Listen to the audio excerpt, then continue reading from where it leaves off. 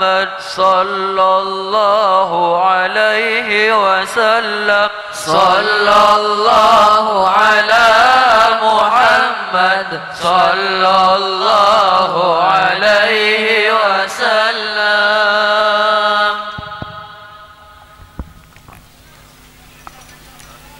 Ngiring segi bedai luar para muslimin kang kui masuk de bebenat Erop kang kui same-same merengaki pengajian ngiring panitia supaya kondisi aki segenap para masyayikh, para ulama, para habaib hafidhukumullah. Ceramah agama yang kedua sekaligus doa penutup akan diisi oleh beliau Asy-Syarif wan Nabil Sayyidil Habib Ali bin Abdul Aziz bin Jindan, pengasuh pondok pesantren Al Khairiyah Bekasi, Jawa Barat. Kepada beliau disilahkan. Allahumma salli ala Sayyidina wa Maulana Muhammad. Assalamualaikum warahmatullahi wabarakatuh. Bismillah walhamdulillah wassalatu wassalamu ala rasulillah Sayyiduna Muhammad ibn Abdullah wa ala alihi wa sahbihi wa man wala. Rabbi israh li sadri wa yassir li amri wa hlul 'uqdatam min lisani yafqahu qawli. Amma ba'd. Alhamdulillah, sama-sama kita muliakan, kita hormati, kita kagumi, kita cintai ada segenap para asatid, para alim ulama, para masyayikh, para tokoh-tokoh masyarakat, para muallim, para mudarris, para tuan-tuan guru yang ada di depan kita dan di hadapan kita, guru-guru kita bersama, guru-guru mulia kita. Kita doakan mudah-mudahan guru-guru kita senantiasa dipanjangkan usianya oleh Allah fi sihah wal afiyah fi taatillah wa rasulah. Dan mudah-mudahan guru-guru kita diberkahi zahir dan batinnya oleh Allah Subhanahu wa taala. Dan mudah-mudahan rezekinya diberkahi oleh Allah Subhanahu wa taala.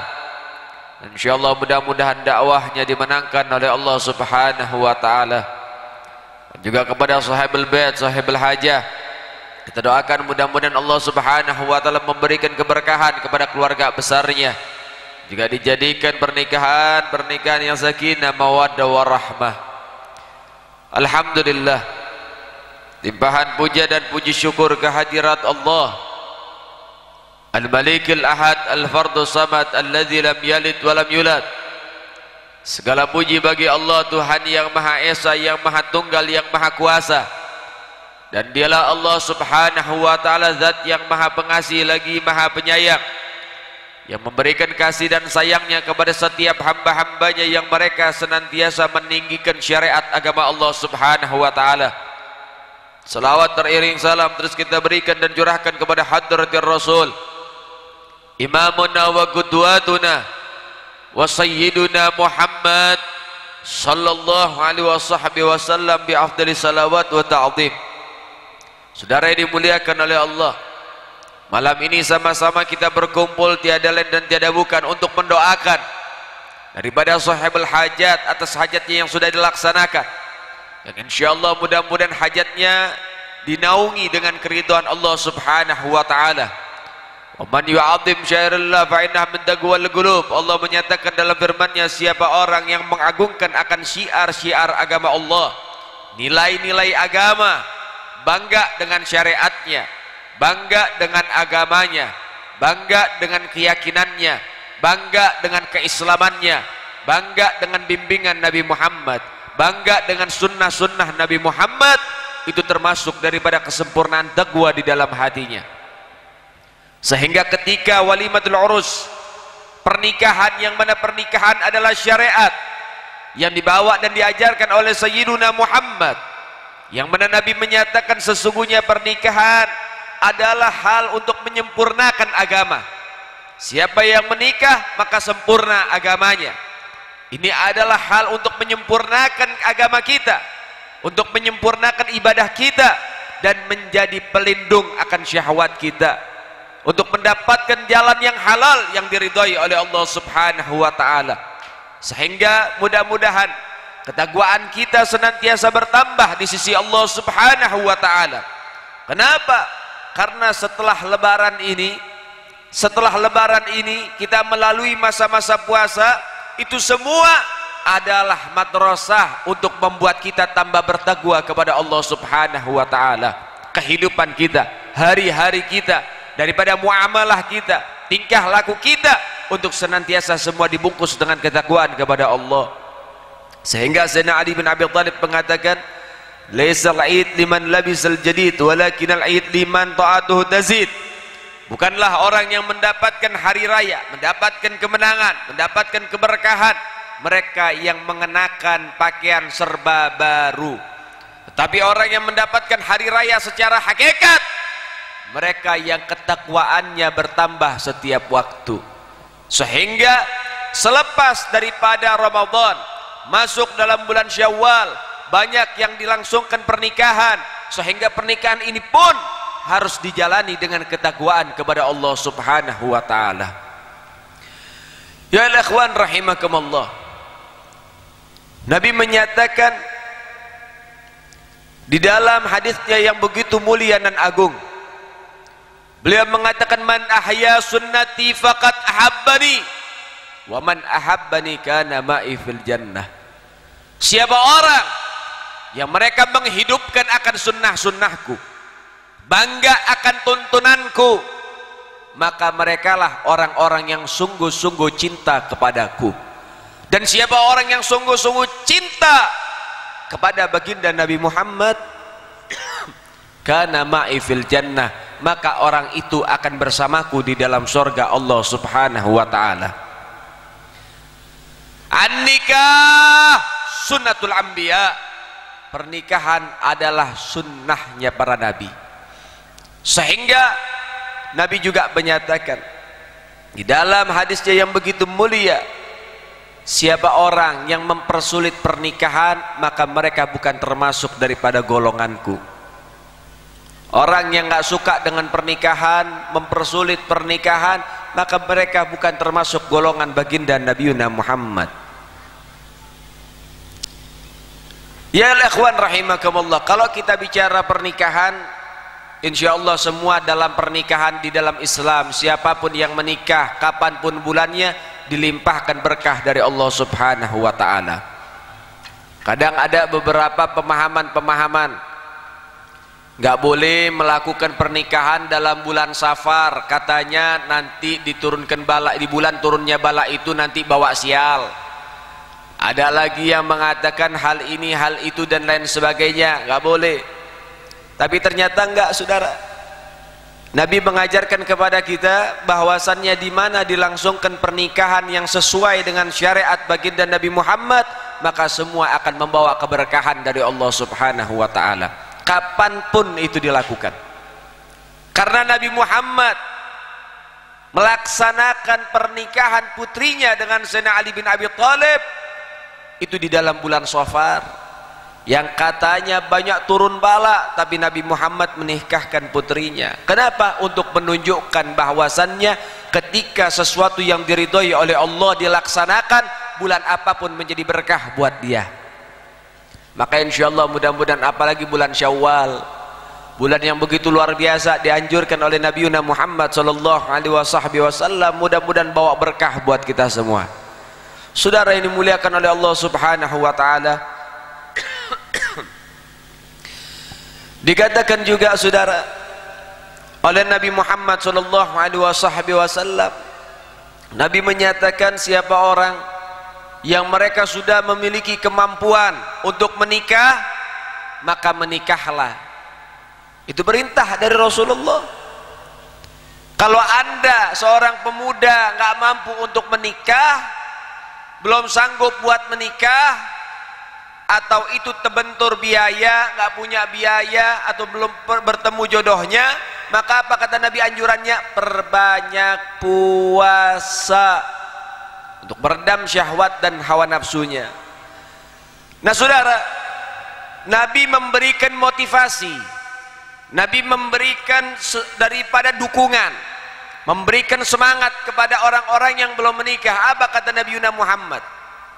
Miskin, miskin, miskin, rajulun laisa imra'atin. Miskin, miskin, miskin. Imra'atun laisa rajulin. Kasihan, kasihan, kasihan. Kalau ada laki-laki yang nggak punya istri, kasihan, kasihan, kasihan. Kalau ada perempuan yang nggak punya suami. Ini yang jomblo-jomblo disindir sama Nabi nih.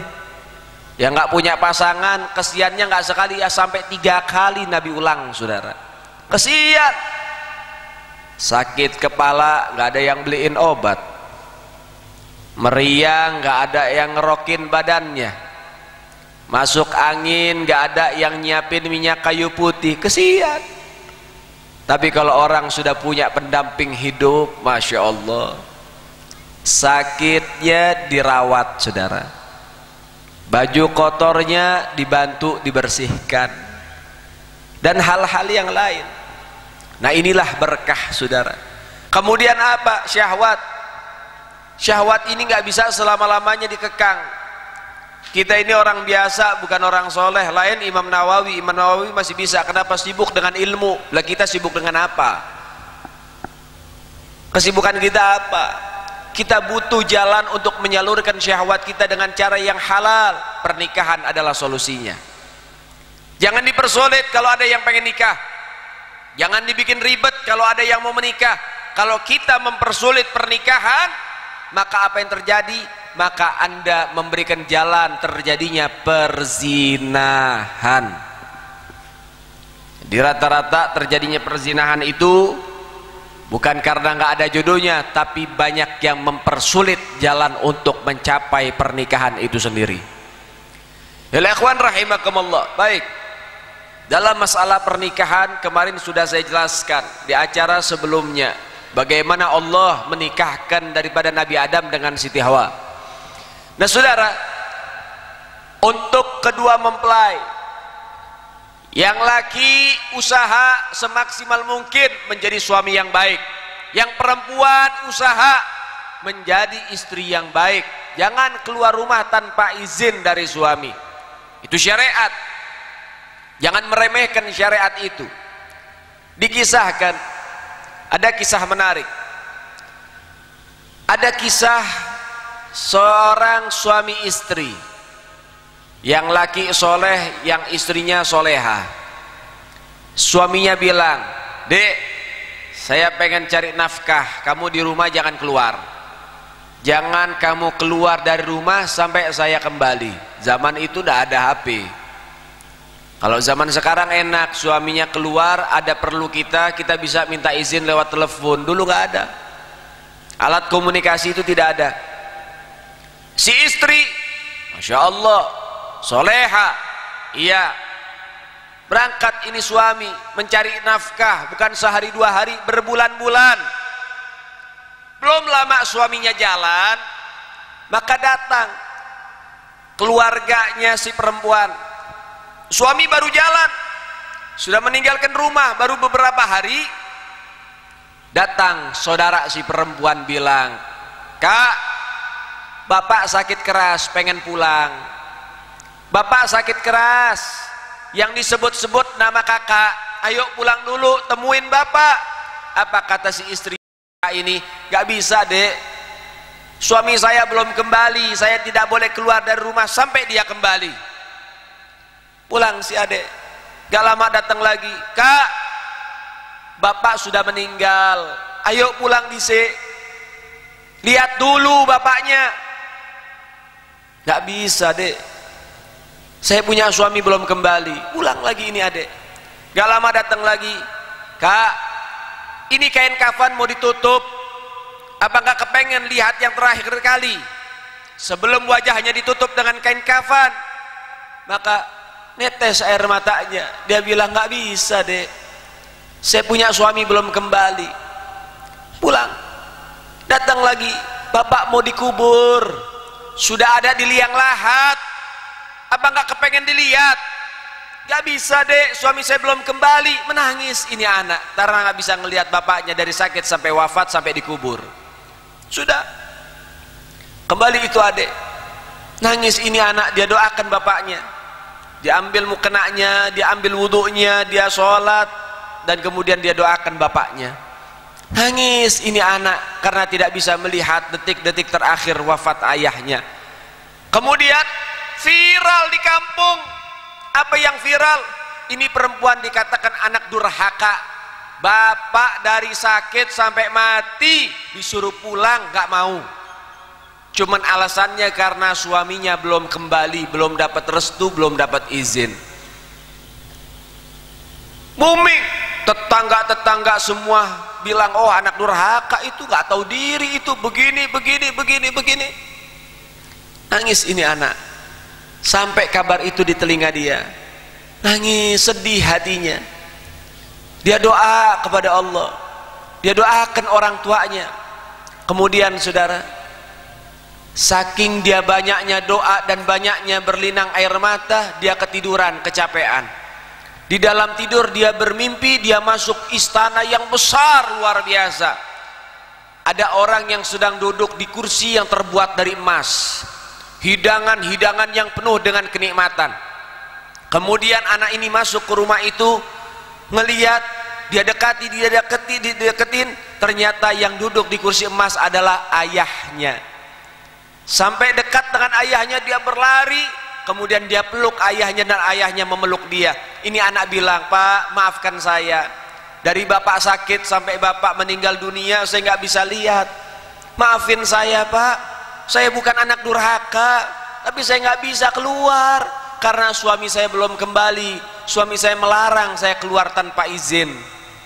Apa kata si bapak? Nah, bapak yang terima kasih. Bapak ini banyak dosa. Bapak ini banyak maksiat di masa hidup. Bahkan neraka sudah dipersiapkan tempat saya.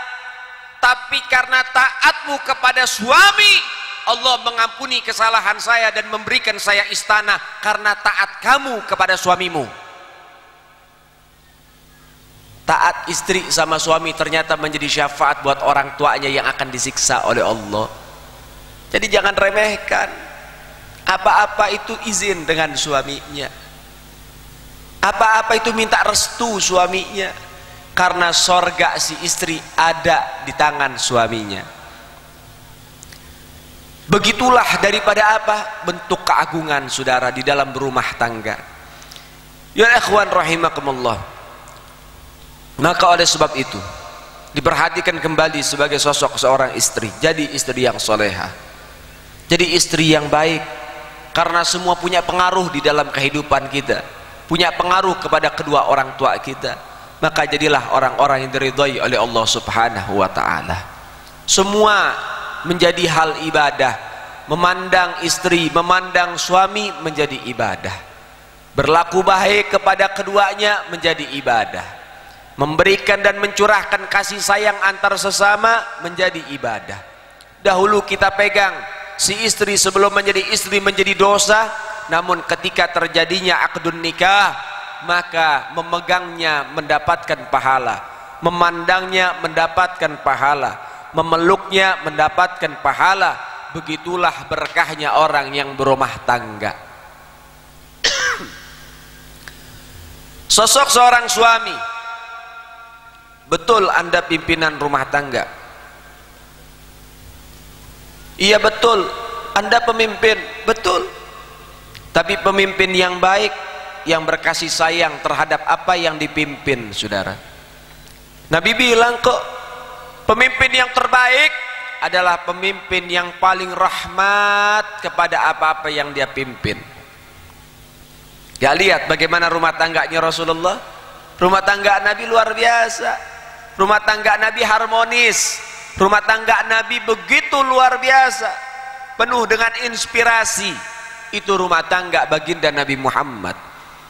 Apakah Nabi Muhammad sosok seorang pemimpin rumah tangga, suami yang keras? Tidak. Nabi adalah orang yang lembut di dalam rumah tangganya.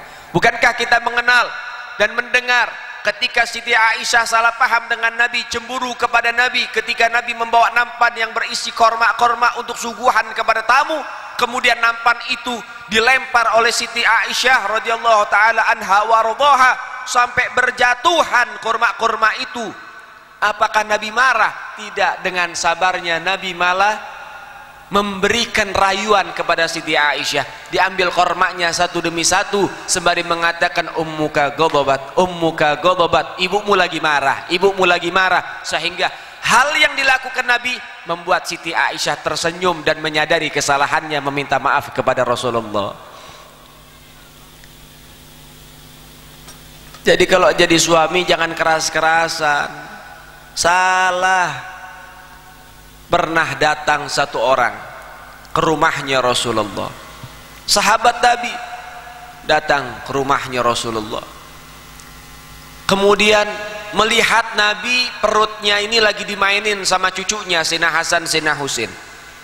Naik ke atas perutnya Nabi, kemudian kuda-kudaan bersama Nabi, lagi main sama cucunya. Ini sahabat masuk melihat keadaan itu, kemudian ngobrol sama Rasulullah. Wahai Nabi, wahai Rasul, apakah engkau ini tidak merasa rusak wibawahnya ketika cucu-cucumu ini menjadikan kamu seperti kuda-kudaan? Kata Nabi, enggak. Kemudian orang ini cerita, saya kalau di rumah, kalau saya masuk rumah, satu rumah tidak ada yang berani bicara kecuali saya izinkan.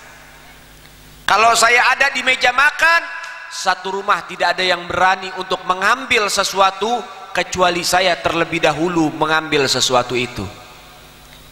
Kalau saya ada di dalam rumah, tidak ada yang berani melakukan kesalahan sedikit pun, karena kalau mereka melakukan kesalahan, saya akan memberikan sanksi kepada mereka.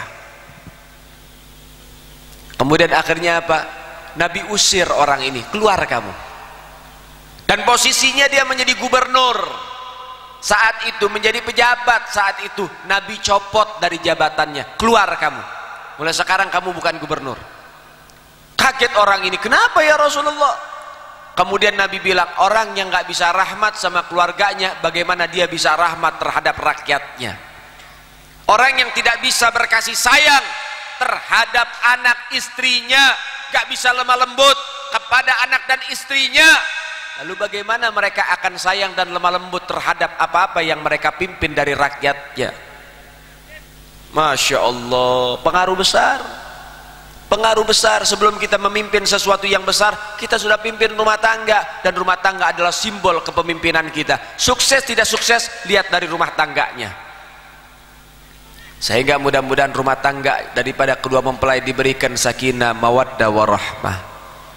Satu waktu lagi, Sayyidina Umar bin Khattab pernah didatengin sama salah seorang sahabat Sayyidina Umar bin Khattab. Ini satu sahabat ini berantem sama istrinya. Istrinya bawel luar biasa, kurang ajar luar biasa. Maka ini laki-laki pengen konsultasi, musyawarah, minta pendapat, minta nasihat. Ketika itu zaman Sayyidina Umar bin Khattab. Datang ke Sayyidina Umar, sampai di depan pintu dia dengar Sayyidina Umar lagi diomelin sama istrinya. Sayyidina Umar lagi diomelin habis-habisan sama istrinya. Ini Sayyidina Umar galak, tapi sama istri baik, sama keluarga baik. Galaknya cuma sama kemungkaran, saudara. Tapi selebihnya Sayyidina Umar itu rahmat. Habis diomelin sama istrinya. Kemudian Sayyidina Umar ngeliat kok kayak ada orang di depan pintu. Ketika pengen dibuka, orang itu langsung jalan untuk kembali pulang. Dipanggil, diteriakin sama Sayyidina Umar, "Fulan!" Balik itu orang. "Oh iya Sayyidina Umar, kenapa? Kamu tadi pengen mampir, kenapa pulang?" Kata orang ini bilang, "Iya tadi saya pengen mampir, saya pengen minta pendapat, saya pengen konsultasi, saya pengen minta nasihat. Rumah tangga ini sudah kacau balau. Saya suka diomelin sama istri saya. Istri saya ini bawel luar biasa, bikin saya pusing.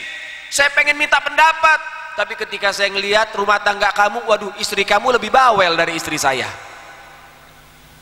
Istri kamu lebih galak dari istri saya. Wah, kayaknya saya salah tempat. Gak bisa minta pendapat ini." Sudah, Sayyidina Umar ajak duduk itu orang, sini duduk bareng sama saya, kita ngobrol. Sayyidina Umar bilang, "Saya ini kalau mau makan, yang nyiapin makanan saya siapa? Ya istrimu.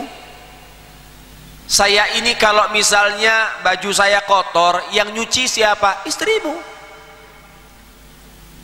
Saya ini kalau misalnya anak-anak saya bandel, anak-anak saya ini pengen makan, anak saya bajunya kotor, anak saya jalan bermain dan sebagainya, siapa yang ngurusin itu semua? Istrimu. Yang lapar saya, istri saya yang siapkan makan. Bajunya yang kotorkan saya, istri saya yang nyuciin, yang bersihkan. Kalau saya pegal, saya capek, istri saya yang pijeti. Enak gak jadi Sayyidina Umar? Punya istri, peduli perhatian terhadap suami. Jadi kalaupun istri saya ngomel, saya nggak apa-apa, saya maklum, karena bebannya terlalu berat. Mungkin dengan cara itu bebannya hilang. Begitu luar biasa rahmatnya Sayyidina Umar, gak masalah. Itu nggak jadi soal. Istri bawel sedikit gak jadi soal, gak jadi masalah, hal yang wajar.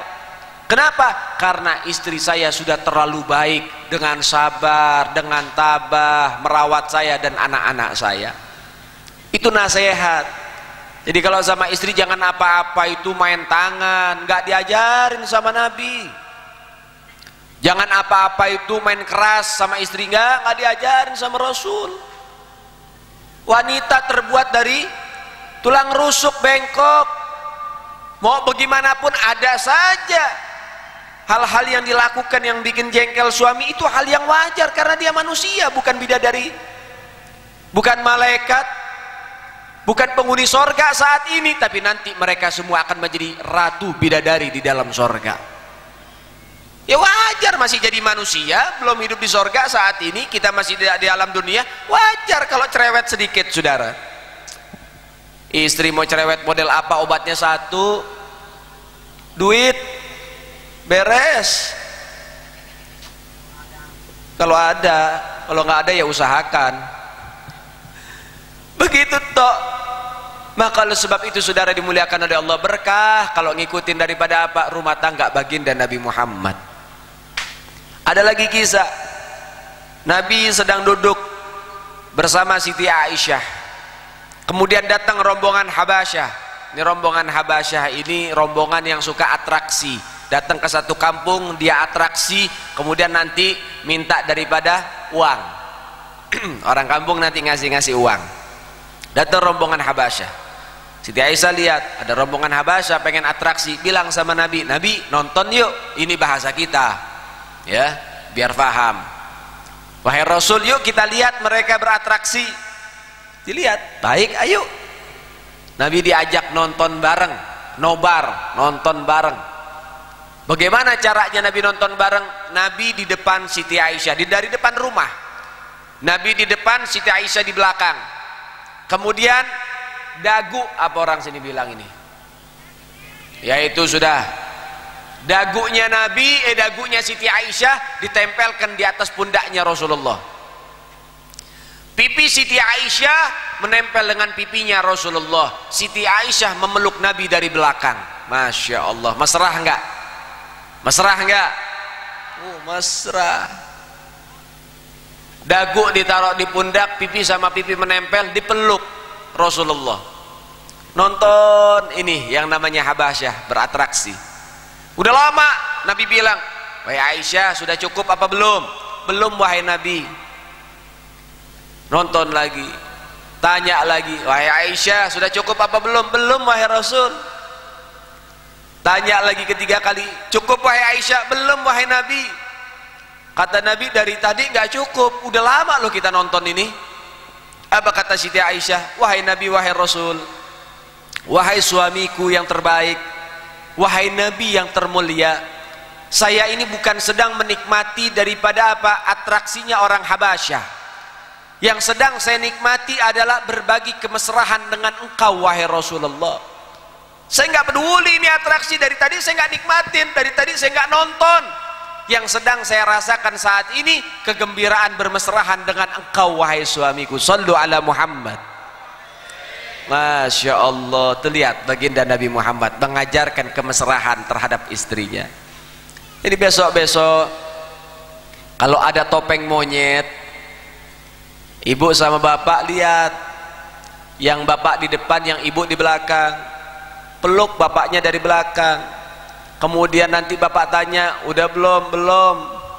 Udah belum? Belum. Udah 2 minggu nih kita nih, masih belum juga. Gak apa-apa, belum. Kenapa? Menimbulkan kemesrahan. Itu adalah ajaran baginda Nabi Muhammad. Saling memberikan daripada perhatian dan kemesrahan satu di antara yang lain, sehingga kehidupan begitu mulia dan agung. Nah, saudara yang dimuliakan oleh Allah, saya punya kakek Habib Salim bin Ahmad bin Jindan, pernah dikasih resep, pernah ngasih resep, pernah memberikan daripada resep rahasia. Nih ibu-ibu pengajian ada yang tanya, Beb, gimana sih caranya suami itu setia gak kawin lagi? Nah, dikasih resep sama Habib Salim Jindan nih. Nah, ini kira-kira resepnya mau dibagikan apa tidak ini? Perlu apa tidak? Baik, dengarkan. Kata beliau begini, kalau kepengen suaminya nggak kemana-mana, kalau kepengen suaminya nggak kawin lagi, 3 hal harus diperhatikan. Yang pertama, kalau suami ada di ruang tamu, maka si istri harus bisa menjadi sahabat yang terbaik. Maknanya bagaimana? Kalau suami pulang ke rumah, duduk sedang santai, istrinya harus bisa memberikan ketenangan dan kenyamanan. Suami itu capek keluar nyari nafkah, pulang ke rumah pengen mencari ketenangan, pasti bawa masalah di luar rumah. Ke rumah itu masalah sedang dipikirkan bagaimana cara memecahkannya. Maka istri yang terbaik harus bisa melayani dengan baik. Sambut dengan senyuman, kopinya dibuatkan, samsunya disiapkan, gorengannya disuguhkan. Kalau istri zaman sekarang kan enggak. Suami pulang ke rumah disambut sama merengut sama bau salon pas. Bagaimana enggak salbut suaminya? Ini suami lagi banyak masalah, utang ini dan lain sebagainya, istrinya sudah merengut. Mana katanya pengen beliin daster baru, sampai sekarang kok nggak dibeliin? Mana katanya pengen beliin kerudung, dikit-dikit minta uang, dikit-dikit minta uang, bawanya ke toko emas. Masya Allah, ya suaminya lagi nggak megang uang, ya sakit kepala. Ya wajar cari yang anteng di luar. Istrinya kayak macan. Waduh, bahaya. Caranya begitu. Kalau suami pulang sambut dengan senyuman, sambut yang terbaik. Istri zaman sekarang itu paes, dandan kalau pengen kondangan, tapi kalau di dalam rumah, Masya Allah, kayak Mike Tyson mukanya, saudara. Luar biasa. Kalau kondangan, cakep, cantik perempuan sekarang. Tapi coba kalau di dalam rumah, daster robek, muka salon pas, badan bau bawang. Masya Allah, suami bangun tidur kayak ngelihat, waduh ada hantu ini. Kaget. Masya Allah. Nah, maka oleh sebab itu, begitu caranya jadi suami yang, jadi istri yang terbaik. Lihat Siti Khadijah. Rasulullah datang, pulang kembali, ketika mendapatkan wahyu dari ilahi, bergetar tubuhnya, disambut dengan senyuman oleh Siti Khadijah. Khawatir melihat keadaan suaminya, dipeluk Nabi Muhammad, ditenangkan oleh Siti Khadijah. Wahai suamiku, ada apa? Kenapa? Cerita. Ditenangin. Ketika Nabi memberikan cerita kepada Siti Khadijah, Siti Khadijah memberikan solusi, memberikan ketenangan. Sudah, wahai suami, tenang saja, itu wahyu dari Allah, itu yang terbaik. Yuk kita sama-sama jalankan dengan baik. Ayo sama-sama kita dakwahkan manusia ini dengan baik. Yuk sama-sama kita laksanakan daripada amanah dari Allah. Ditenangkan Rasulullah. Luar biasa. Makanya walaupun Rasulullah memiliki banyak istri, tapi istri yang paling terbaik, istri yang paling dibangga-banggakan oleh Nabi Muhammad adalah Siti Khadijah, saudara. Sampai Siti Aisyah saja cemburu. Kenapa? Karena Nabi banyak menceritakan tentang Siti Khadijah. Begitu suksesnya Siti Khadijah menjadi seorang istri, saudara. Begitu. Ini kalau suami pulang ada masalah, cerita sama istri, istri nambahin masalah. Saya ini punya utang, pusing saya gimana ya buat bayarnya. Nah itu makanya jangan suka ngutang. Kebanyakan ngutang sih kamu, udah jadi suami nggak bener, begini. Ya jelas bu, cari yang lain bu, yang mudaan bu, yang muda nggak bawel. Tapi jangan begitu. Jadi istri yang baik sudah pak. Yuk sama-sama kita minta sama Allah jalan keluar. Nah, baru suaminya besar hati, kan begitu. Jadi suaminya semangat lagi mencari nafkah, begitu. Cari, kasih yang namanya motivasi, penyemangat. Itu yang pertama. Jadi sahabat yang terbaik buat suami. Jangan bebanin suaminya, semangati suaminya. Yang kedua, kalau lagi di dapur harus jadi koki terbaik, harus jadi tukang masak yang terbaik. Apa kesukaan suami, buatin walaupun istrinya nggak suka. Contoh, suami suka makan pakai sambal, sambalnya pakai terasi. Istrinya paling nggak suka sama terasi, benci sama terasi, gak doyan sama terasi. Contoh, ini nggak ada sejarahnya orang Madura nggak suka terasi nih. Ini mungkin misalnya ada suami istrinya nggak suka terasi, tapi suaminya suka, buatin. Yang penting itu kedoyanan suami. Bikinkan. Ketika apa yang dimau kebutuhan daripada jasmaninya, perutnya oleh seorang suami diberikan yang terbaik oleh seorang istri, Masya Allah, istri nggak kemana-mana. Istrinya, suaminya nggak bakal kemana-mana, bakal anteng ada di rumah, nggak bakal keluyuran kemana-mana. Ditawarin makan sama orang, ayo pak silakan monggo makan, oh nanti saya makan di rumah saja. Ada warteg dilewatin sama suami, kenapa? Ada koki terbaik, ada tukang masak terbaik menunggu di rumah untuk ngajak makan bersama. Kalau sekarang kan enggak, lihat warteg-warteg penuh. Kenapa bisa penuh? Di warteg dilayanin. Bapak lapar datang ke warteg, apa yang disambut dengan apa? Senyuman. Selamat datang pak, mau makan apa? Nggak dikasih piringnya, dilayanin, diambilin. Oh pakai nasi, kemudian ikan, kemudian apalagi pak, sayur, kemudian kasih sambalnya. Oh iya, dilayani dengan baik. Makanya orang kalau habis makan di warteg nggak buru-buru pengen pulang. Kenapa? Dilayani dengan baik. ST habis tinggal bilang ST satu lagi, dilayani dengan baik. Coba di rumah ke meja makan, tahu satu, nasinya nggak ada. Bilang si suami, kenapa ini nggak ada nasi, nggak masak? Kamu ngasih uang berapa pengen masak? Kamu ngasih uang berapa pengen nambah makan? Kamu nggak kerja, kamu nggak ngasih uang banyak. Saya pengen beli emas nggak bisa. Sekarang kamu mau makan, mau minta nambah, nggak ada. Makan tahu satu buat sehari. Waduh, ya cari warteg enak. Paham ya? Ini resep loh. Yang ketiga, nah ini juga penting. Yang ketiga, kata beliau, yang ketiga, kalau di dalam kamar sesuai request suami. Paham? Kalau di dalam kamar sesuai request suami. Suami mau pakai gaya bagaimana terserah dia, yang penting halal. Begitu. Paham? Yang jomblo-jomblo yang ngasih anak-anak tutup kuping, jangan tahu kamu. Ini khusus ini. Khusus pengantin lama sama pengantin baru ini. Sesuai request suami maunya bagaimana, ikutin saja. Kalaupun kamu nggak suka, kalau suaminya suka, bismillah sudah. Yang penting halal. Paham? Kalau tiga sudah dijalani dengan baik, suami nggak bakal kemana-mana lagi. Masya Allah, 3 resep jitu untuk supaya menjadi suami-suami kita yang setia. Ya, ini berlaku hanya ke masyarakat awam. Kalau kiai nggak berlaku masalah ini. Tetap aja memperbajak keturunan. Tapi tidak jadi masalah, saudara. Ini resep, jalankan. Mudah-mudahan mendapatkan keluarga sakinah, mawaddah warahmah. Nah, kemudian sesuai yang sudah saya sampaikan kemarin juga buat pengantin baru, pengantin lama, bikin anak yang banyak. Cara ngebahagiain Nabi buat kita itu kasih anak yang banyak aja. Bikin umat Nabi Muhammad makin meluas dan melebar, saudara. Nabi bilang, nanti di hari kiamat semua para nabi bakal kumpul, mereka membangga-banggakan umat-umat mereka yang banyak, dan aku adalah nabi yang paling bangga karena umatku yang paling banyak. Makin banyak anak berarti Anda makin memperbanyak umat Nabi Muhammad, dan Nabi akan bangga kepada Anda. Ya kan kalau disuruh, saya pengen banggain Nabi, Beb. Bagaimana caranya? Sholat sunnah 1000 rakaat setiap hari. Nggak mampu kamu.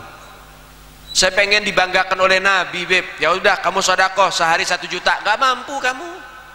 Sehari 2000 aja untung-untungan kadang-kadang. Saya pengen dibanggain sama Nabi. Ya sudah, kamu jalanin puasa Daud setahun selesai. Sehari puasa, sehari buka, sehari puasa, sehari buka. Susah kita dalam ibadah itu. Tapi masalah yang ini insya Allah semuanya pada mampu. Gimana pengen banggain Nabi, Beb? Biar dibanggakan oleh Nabi. Udah bikin anak saja. Oh siap, Beb. Gak ada yang gak siap. Siap aja sudah. Banggain Nabi dengan memperbanyak keturunan. Tapi saya yakin orang Madura gak ada yang KB-KB-an. Kecuali kepepet. Di sini Masya Allah ketemu satu orang, saudaranya 10 orang. Ketemu lagi satu haji ini, saudaranya 8 orang. Ketemu satu lagi, saudaranya 1 lusin, 12 orang. Ketemu lagi, saudaranya 1 kodi, 20 orang. Ketemu ini lagi, Masya Allah banyak orang-orang Madura itu kalau punya anak, Masya Allah banyak-banyak. Alhamdulillah berkah. Kemarin saya ngisi acara di daerah Omben, datang laskar-laskar Sakera. Yang satu datang minta doa, Beb, air Beb, doakan Beb. Kenapa? Istri saya hamil 9 bulan. Masya Allah, mabruk, mudah-mudahan lancar, selamat. Kalau lama datang lagi yang lain, laskar Sakera lagi. Beb, doakan Beb, istri saya hamil 2 bulan. Satu geng ini orang. Datang lagi satu, Beb, doakan istri saya hamil 5 bulan. Sudah 3 orang. Satu laskar ini, laskar Sakera, 3 orang sudah hamil istrinya. Datang lagi, Beb, doakan Beb, istri saya hamil 2 bulan juga, Beb. Datang lagi, kok hamil semua? Saya pikir-pikir, oh iya, kemarin libur panjang, Maulid lagi nggak ada.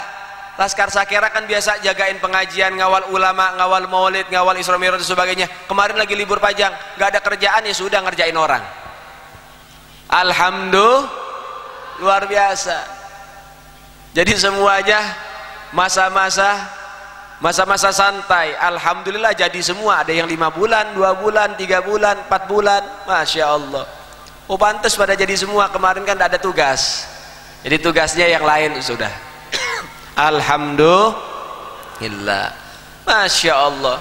Tidak apa-apa, bagus. Kalau istrinya tidak ada penyakit, tidak ada kendala, jangan pasang KB, hukumnya haram. Kalau misalnya ada orang pasang KB dengan alasan takut tidak bisa ngasih makan anak, takut kalau punya anak nambah biaya, hukumnya haram. Tapi kalau misalnya istrinya ada penyakit, ini nggak bisa lagi punya anak, ini kalau punya anaknya kecepatan nanti akan ada kendala, bahaya dan sebagainya, maka boleh untuk memasang KB. Paham sampai sini? Tapi orang-orang Madura ini tidak ada yang kendala. Waduh, Masya Allah, rahimnya dari baja semua ini, udah siap tempur semua ini, luar biasa ya. Jadi artinya apa? Perbanyak anak dan keturunan, dan doakan mudah-mudahan menjadi keturunan yang baik, soleh dan soleha. Perbanyak anak. Kemarin saya sudah contohkan seperti pabrik. Kalau ada pabrik, setiap hari produksi, bikin motor 1, besok bikin lagi motor 1, besok bikin lagi motor 1. Ini kira-kira pabriknya sukses gak? Sukses gak? Tapi ada pabrik sehari bikin motor 1, besoknya tidak bikin-bikin lagi. Ini kira-kira sukses apa gagal? Sukses apa gagal? Nah begitu juga seorang istri, kalau bikin anaknya banyak, sukses. Kalau bikin anak 1 langsung turun mesin, waduh, gagal ini. Mesinnya nggak kenapa-napa tapi diturunin paksa, itu gagal. Lain kalau mesinnya berkendala, itu nggak jadi masalah. Paham? Nah mudah-mudahan Allah Ta'ala kasih berkah buat kita semua. Nah saudara yang dimuliakan oleh Allah, begitu juga yang harus disampaikan. Mungkin ada yang nggak hadir kemarin, buat sepasang suami istri yang sudah menikah atau ya yang lama menikahnya atau yang baru menikah, jangan lupa kalau buat anak baca doa, karena itu pesan dari Nabi, itu syariat, itu anjuran. Nabi bilang dia dalam wasiat kepada Sayyidina Ali bin Abi Thalib, siapa orang yang berhubungan dengan suami istri, kalau dia tidak baca Bismillahirrahmanirrahim, maka setan titip saham, setan titip anak. Jadi bapaknya 2, ada bapak dari manusia, ada bapak dari gondoruo. Artinya apa? Anak itu nanti susah dikasih tahu, anaknya membangkang, anaknya itu bandel, anaknya jadi anak yang bejat. Kalau misalnya buat anak nggak pakai doa, paham? Pakai doa hukumnya fardu kifayah. Satu di antara dua suaminya atau istrinya yang baca gugur kewajiban, tapi afdolnya, bagusnya dua-duanya baca bismillah. Lebih baik lagi baca doa yang diajarkan Nabi, Allahumma janibna syaitan wa janibna syaitan marazak tanah. Apal enggak doanya? Apal enggak doanya? Enggak apal gimana? Sehari 5 kali kamu baca. Ada yang sehari 10 kali dibaca. Nah, yang baru-baru, yang belum nikah, hafalkan dari sekarang. Jadi kalau nikah sudah lancar. Yang sudah menikah, ayo dilancarkan lagi, ya. Dibaca doanya untuk supaya mendapatkan keturunan-keturunan yang baik. Jadi kalau ada orang dia hubungan suami istri, dia nggak baca bismillah, nggak baca doa, itu setan titip saham itu. Ada darah setan di situ. Naudzubillahi min dzalik. Nah, maka oleh sebab itu diperhatikan, ini masalah penting, ini masalah harus disampaikan, nggak boleh malu, karena ini mempengaruhi keturunan-keturunan kita yang akan datang, saudara. Nah, kemudian sebagai seorang suami, jangan kamu pulang kecuali kamu bawa rezeki yang halal. Lihat bagaimana sosok daripada Imam Idris, ayah daripada Imam Syafi'i, begitu takwa kepada Allah, tunduk kepada Allah, patuh kepada Allah, taat kepada Allah. Ketika beliau sedang jalan di pinggir sungai, ada buah apel, ada yang bilang buah delima di bawah arus. Kemudian gak sadar dia ambil, dia makan. Setelah dia makan, ya Allah, subhat ini barang subhat, dia takut. Bukan barang haram ya, subhat yang gak jelas antara halal dan haram. Itu sudah takut beliau. Lah kita enggak, halal masuk, subhat masuk, haram juga kita masuk kadang-kadang, saudara. Ini beliau barang subhat takut, ditelusurin sampai dia jalan begitu jauh perjalanan, ketemu ada satu pohon yang agak condong ke sungai. Ini pohon ini pasti dari sini sumbernya. Tanya sama masyarakat, ini pohon punya siapa? Oh, ini pohon punya ini, bapak ini. Datengin ke rumahnya, Pak, saya datang kemari. Oh iya, kenapa? Saya pengen minta ridho, saya pengen minta ikhlas. Maksudnya gimana? Iya, kemarin ada buah yang jatuh di pinggir sungai, saya jalan dari sebelah sana, jauh banget itu. Iya Pak, saya makan Pak, dan juga akhirnya saya kepikiran, ini halal apa haram, ini subhat, saya harus minta ridho. Saya rela jalan berkilo-kilo, saya jalan hanya untuk minta ridho dari Bapak. Kamu hanya untuk minta ridho saja kamu lakukan itu semua? Semua saya lakukan, yang penting saya dapat ridho dari Bapak. Apa kata si Bapak? Ngelihat, oh ini anak luar biasa, dia rela jalan untuk hanya mencari keridhoan. Akhirnya apa yang dia lakukan? Ya sudah, kalau kamu mau ridho saya, ada syarat-syaratnya, nggak cuma hanya sebatas itu saja. Enak banget. Apa itu Pak? Kamu harus kerja sama saya 2 tahun tanpa digaji. Siap? Nggak pakai pikir panjang. Siap, saya kerja 2 tahun nggak digaji. Setelah selesai dia pamit, Pak, saya sudah selesai tugas 2 tahun, saya pengen kembali berdakwah lagi. Semua sudah saya lakukan, yang penting saya minta ridhonya Pak. Apa kata dia? Belum, ada lagi syarat yang berikutnya. Ini Bapak mikir, dia ini orang Imam Idris ini rela jalan jauh hanya untuk mendapatkan ridho, rela kerja banting tulang nggak digaji 2 tahun hanya untuk mencari ridho. Berarti ini bukan orang sembarangan, berarti ini orang soleh, ini orang hebat, pemuda luar biasa. Apa kata si Bapak? Enggak, ada syarat yang berikutnya. Kalau syarat ini kamu setuju, maka saya akan ridho sudah. Apa itu Pak? Syaratnya kamu harus kawin sama putri saya. Putri saya bisu dia. Putri saya gak bisa denger dia. Putri saya gak punya tangan dan gak punya kaki. Kamu mau? Iya, saya mau. Ya sudah, akad. Selesai akad nikah, selesai, hanya untuk dapetin ridho sampai begitu. Selesai. Ya sudah. Nah, itu kamu masuk kamar situ, itu kamarnya. Masuk, dibuka pintu, perempuan cantik ada di atas kasur sudah menunggu dengan sudah dandan. Cantik luar biasa. Tangannya lengkap, kakinya lengkap, matanya cantik. Wajahnya begitu luar biasa berseri-seri. Mau masuk kaget, wah, salah kamar saya. Balik, Pak, tadi katanya anaknya Bapak nggak punya kaki, nggak punya tangan. Saya masuk di kamar itu, tangannya lengkap, kakinya lengkap, orangnya cantik. Ini saya salah kamar Pak, kamarnya yang benar yang mana? Apa kata si Bapak? Itu sudah benar, kamu masuk di kamar itu istri kamu. Anak saya buta, maknanya anak saya tidak pernah melihat apapun yang diharamkan oleh Allah. Anak saya tuli, karena anak saya tidak pernah mendengar apapun yang diharamkan oleh Allah. Anak saya bisu, karena anak saya tidak pernah berbicara apapun yang tidak diridhoi oleh Allah. Anak saya tidak punya tangan, karena anak saya tidak pernah gunakan tangannya di dalam hal-hal yang dimurkai oleh Allah. Anak saya tidak punya kaki, karena anak saya tidak pernah berjalan ke tempat-tempat yang diharamkan oleh Allah. Masya Allah, ternyata anaknya cantik, jelita, sempurna. Masuk lagi, ucapkan salam, assalamualaikum, dijawab waalaikumsalam. Masuk. Dari sosok suami yang baik, yang soleh, mendapatkan istri yang solehah, akhirnya muncul Al-Imam Muhammad bin Idris Asy-Syafi'i, Imam Syafi'i. Mereka Imam Syafi'i, bukan Haji Syafi'i. Imam Syafi'i ini, Masya Allah. Tuh lihat, kalau kita jadi suami baik, istri bakal jadi baik. Istrinya sudah jadi baik, pasti punya anak-anak yang baik. Maka mudah-mudahan kita bisa jadi orang-orang yang baik di hadapan Allah.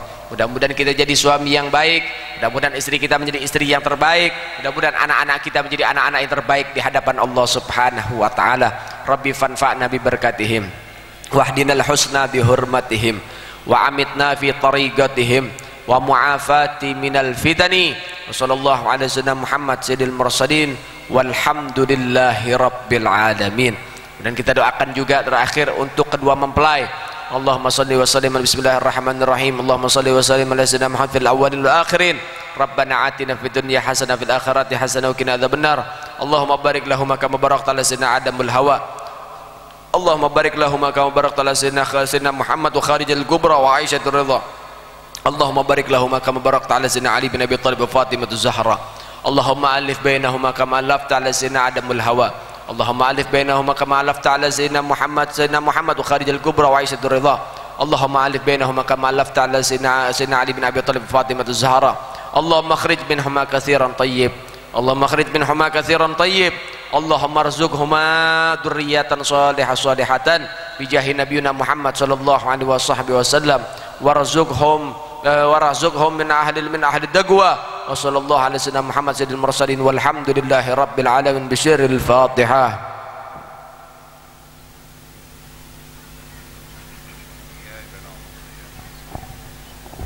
Amin amin ya rabbal alamin. Jazakallah, terima kasih banyak. Itu saja yang bisa saya sampaikan, mudah-mudahan manfaat buat kita semua. Hadza minni alafu minkum. Assalamualaikum warahmatullahi wabarakatuh.